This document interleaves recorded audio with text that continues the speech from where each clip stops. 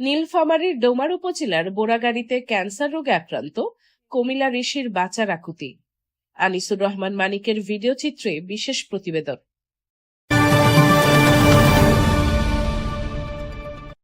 ডোমার উপজেলার বোরাগাড়ি ইউনিয়নে পূর্ব বোরাগাড়ি হাসপাতাল এলাকার দিনমজুর ধীরেন ঋষি জীবনের স্ত্রী কমিলা ঋষি দুরারোগ্য ব্যাধি ক্যান্সার রোগে আক্রান্ত।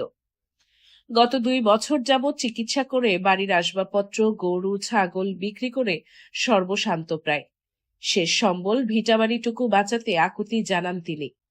তাই বিত্তবান ও দানবীর ব্যক্তিদের কাছে সহযোগিতা কামনা করেন কমিলা ঋষি।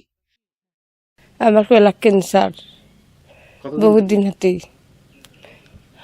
3 বছর হতে আমাকে সহযোগিতা করেন আর আমাকে দেখেন 3 বছর হতে আমার গরিব কিছু নাই আর কোন বেশি আমার কোন চিকিৎসা করবে পাওয়ার লাগবে।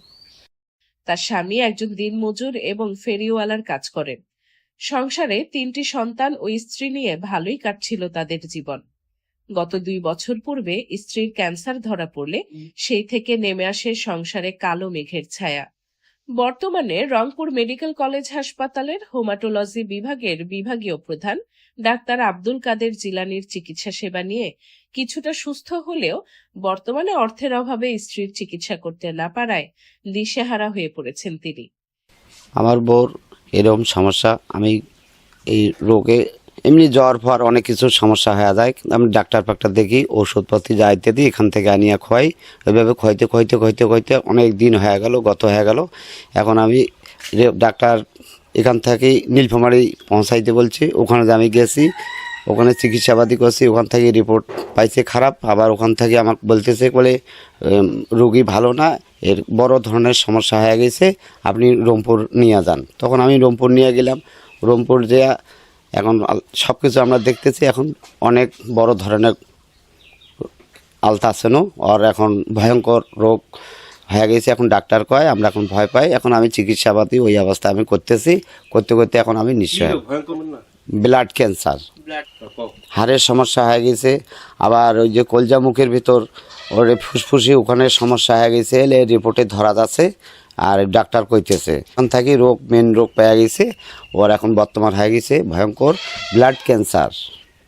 স্ত্রীকে সুস্থ করে তুলতে চিকিৎসার জন্য বিত্তবান ও দানবীর ব্যক্তিদের কাছে সহযোগিতা কামনা করেন ভুক্তভোগী পরিবার। আমি গরিব মানুষই, এখন চিকিৎসা আমি করতে পারছি না।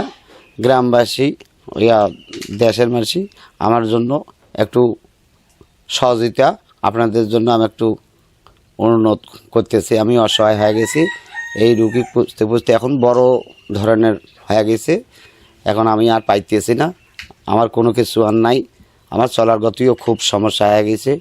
এখন মগজ হাতে করে পেটে খাই। এই রুগীকে এখন আমি আর পাইতেছি না। এখন এই রুগীটা বাঁচার জন্য আপনাদের কাছে আমার সহযোগিতা, এইটা আমার প্রার্থিত।